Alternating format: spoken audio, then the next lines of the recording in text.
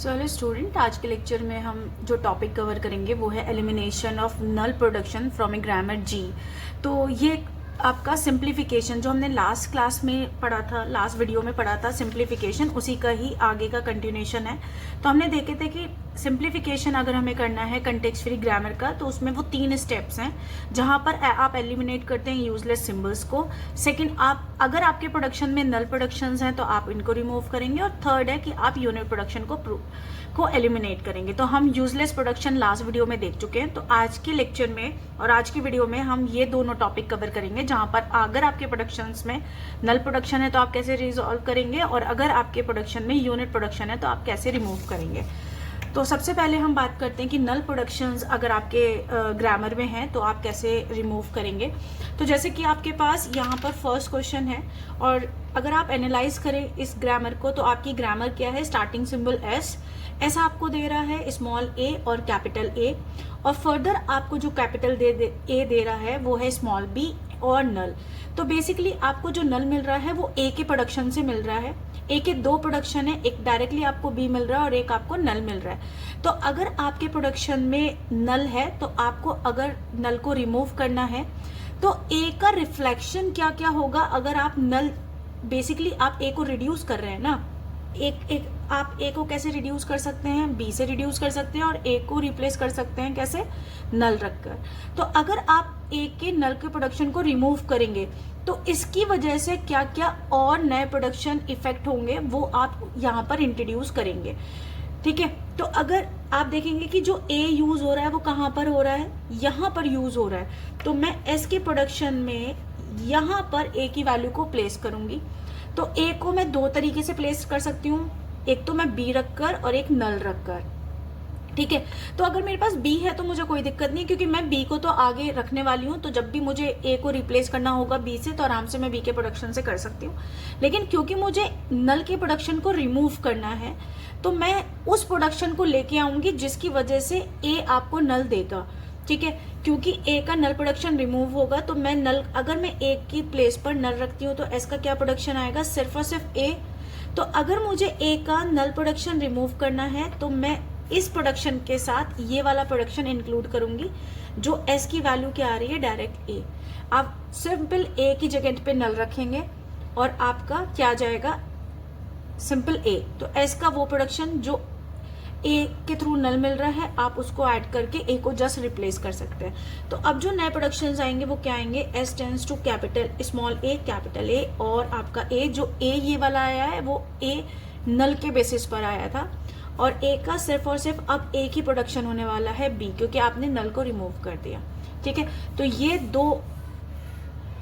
ये आपके 3 प्रोडक्शंस बनेंगे जब आप, अगर आप करते हैं ए के नल के प्रोडक्शन को रिमूव। ठीक है, अब हम देखते हैं नेक्स्ट सेकंड में क्या क्या इफेक्ट आएगा। तो सबसे पहले आप यहाँ पे ये देखें कि कौन सा ऐसा वेरिएबल है जो आपको नल दे रहा है। तो आप देखेंगे कि एक तो ए से आपको नल मिल रहा है, एक बी का प्रोडक्शन भी आपको नल दे रहा है। तो अब हम देखेंगे कि 1 बाय 1 ए का अगर मैं नल रिमूव करूंगी तो क्या रिफ्लेक्शंस आएगा आपके ग्रामर में, और बी का अगर मैं नल रिमूव करूंगी तो क्या रिफ्लेक्शंस आएंगे आपके ग्रामर में। तो सबसे पहले आप ये देखेंगे कि अब मुझे यहाँ पर सबसे पहले मैं नल को लेके चल रही हूँ ए के नल की वैल्यू को रिमूव करने के लिए। तो ए जहां जहां होगा राइट हैंड साइड पे मैं वहां पर ही रिड्यूस करूंगी ए की वैल्यू को। तो सबसे पहले आप देखेंगे कि ए का रिफ्लेक्शन कौन कौन से प्रोडक्शन में आ रहा है। तो देखिए अब राइट हैंड साइड पे ए एस के प्रोडक्शन में है तो आपका एस का प्रोडक्शन चेंज होगा। इसके अलावा ए राइट हैंड साइड पे ए के ही प्रोडक्शन में है तो अगेन ए के प्रोडक्शन में भी चेंजेस आएंगे। इसके अलावा बी नहीं है, बी के प्रोडक्शन में ए नहीं है और सी के प्रोडक्शन में भी ए नहीं है। तो सबसे पहले हम एस के वैल्यू को उठाते हैं। तो अगर मैं यहाँ पर नल के प्रोडक्शन को रिमूव करूंगी तो और कौन कौन से प्रोडक्शंस आपके ऐड होने हैं। अब देखो ए आपका नल है, लेकिन यहाँ पर ए भी एक जगह नहीं है, आपका ए 2 जगह पर है। तो सबसे पहले देखो इसमें मैं केस बना रही हूँ। सबसे पहले मैं यहाँ पर नल रखने वाली हूँ फर्स्ट केस में, सेकंड टाइम पे मैं नल इस वाले ए को देने वाली हूँ, और थर्ड वाले पॉइंट पर मैं दोनों वैल्यू को नल दूंगी। ठीक है, तो जो फर्स्ट एस का प्रोडक्शन है, जब मैं फर्स्ट ए को नल रखूंगी तो क्या आएगा, यहाँ पर नल आया तो नल के साथ कॉन्कैटिनेशन, तो आपको जो ग्रामर मिलेगी वो क्या मिलेगी, बी ए सी। ठीक है, तो नल डॉट BAC, तो आपकी ग्रामर ही BAC आ गई। सेकेंड टाइम पर मैं क्या करने वाली हूँ, मैं थर्ड वाले A को नल रखूंगी, तो आपका जो S का प्रोडक्शन आएगा वो A, फर्स्ट वाला A एज इट इज रहने वाला है, B, और इस वाले A को अगर मैं नल रखूं तो आपको कॉन्कैटिनेशन C, ये वाला प्रोडक्शन मिलेगा। थर्ड वो वाला केस है जब मैं दोनों A को नल की वैल्यू देने वाली हूं, तो S का प्रोडक्शन आएगा, ये नल आएगा B और ये नल और फिर C, तो ये प्रोडक्शन आपके ऐड होंगे। ये वाला प्रोडक्शन तो रहने ही वाला है, इसके अलावा S के और कौन से प्रोडक्शन ऐड होंगे, S tends to BAC, ABC and BC, ठीक है। अगर आप क्या करते हैं, A के प्रोडक्शन, A के नल को अगर आप रिमूव करेंगे तो S के प्रोडक्शन में ये चेंजेस आएंगे। सेकंड, A का रिफ्लेक्शन कहाँ पे राइट हैंड साइड पे मिल रहा है, A के, फिर से A के प्रोडक्शन पर ही, तो आप देखेंगे कि जो A का प्रोडक्शन है वो कौन सा प्रोडक्शन है, ये वाला प्रोडक्शन। अगर मैं यहाँ पर ये वाले प्रोडक्शन के अलावा अगर मैं नल यहाँ पे रखती हूँ तो आपकी जो A का नया प्रोडक्शन क्या बन रहा है, A। तो अब A का कौन कौन से प्रोडक्शन बनेंगे, A का ये वाला प्रोडक्शन तो रहने ही वाला है, इसके अलावा A और आपका ऐड हो जाएगा, ठीक है। तो A के नल की वजह से आपके S के ये प्रोडक्शंस बने, और सॉरी S के ये प्रोडक्शंस बने और A के ये वाले प्रोडक्शंस बने, ठीक है। अब आपके केस में B भी है ना, तो मैं यहाँ पर सॉल्व कर रही हूँ। तो अगर आपको B का नल प्रोडक्शन को रिमूव करना है तो आप देखेंगे कि राइट हैंड साइड पर B का कौन कौन से प्रोडक्शन में है, तो देखो B यहाँ पर है तो S का प्रोडक्शन रिफ्लेक्ट होगा, और B यहाँ पर है तो B का प्रोडक्शन रिफ्लेक्ट होगा, और कहीं पे भी राइट हैंड साइड में B नहीं है।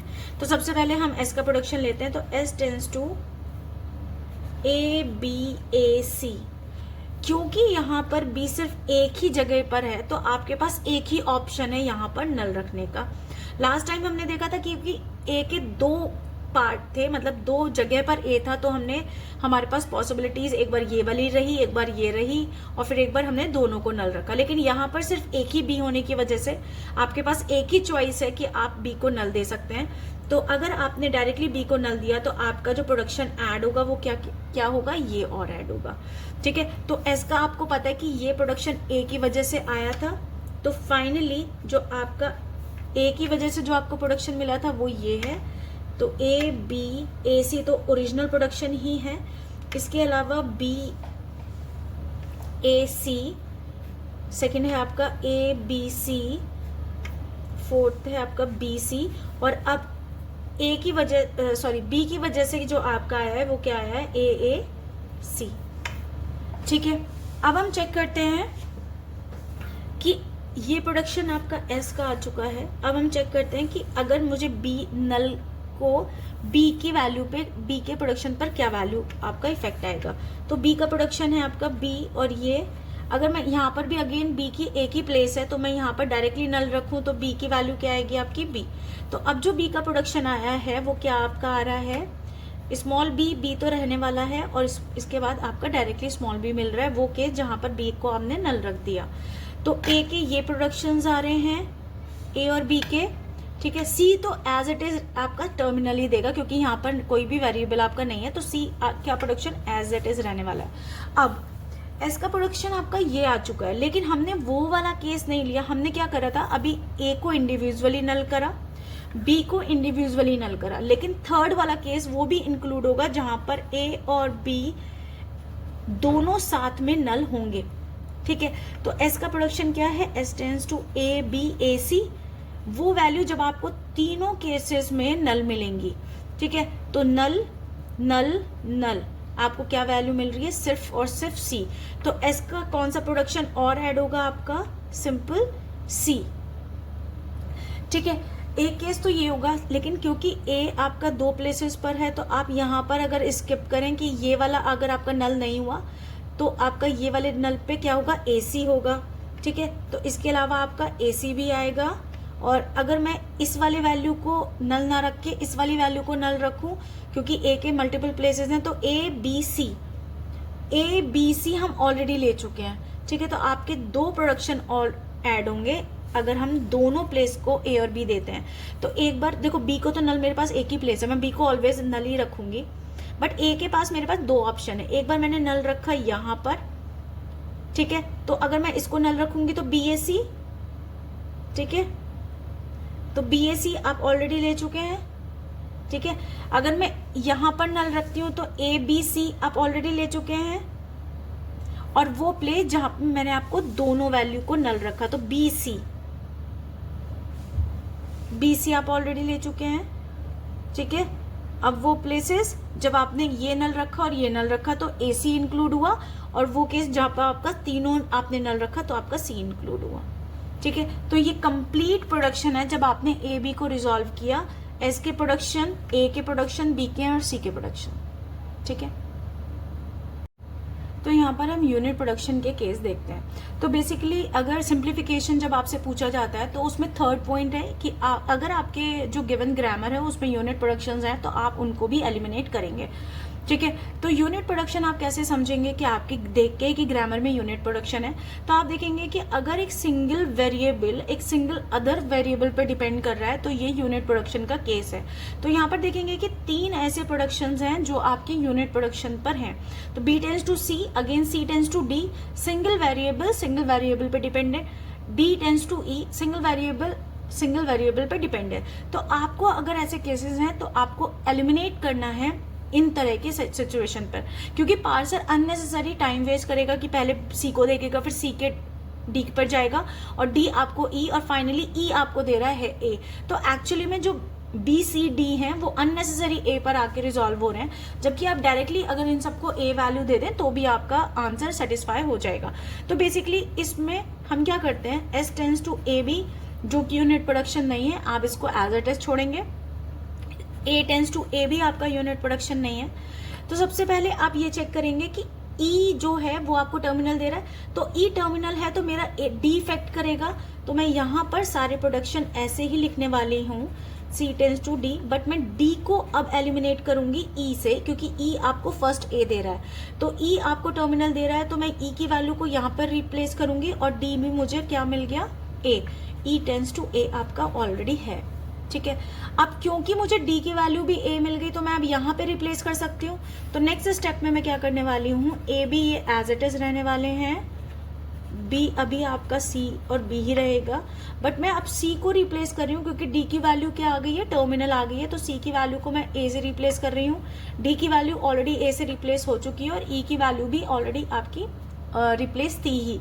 तो क्योंकि सी की वैल्यू आपको टर्मिनल आ गई है तो अब मैं यहाँ पर सी को रिप्लेस करके कंप्लीटली आपका यूनिट प्रोडक्शन को रिमूव कर पाऊंगी, ठीक है। तो बी टेंस टू, अब जो आपका कैपिटल सी था वो क्या है आपका टर्मिनल ए और बी, सी टेंस टू आपका A, D tends to A and E tends to ए।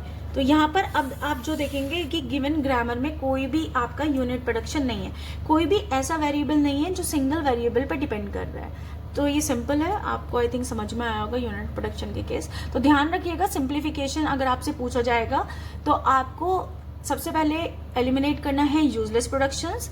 अगर आपके गिवन ग्रामर में नल प्रोडक्शंस हैं तो आप रिमूव करेंगे नल प्रोडक्शन। और थर्ड स्टेप है कि अगर आपके गिवन ग्रामर में यूनिट प्रोडक्शन है तो आप थर्ड स्टेप पे यूनिट प्रोडक्शन को भी एलिमिनेट करेंगे। तो ये कंप्लीट सॉल्यूशन है आपका सिंप्लीफिकेशन अगर आपको करना है।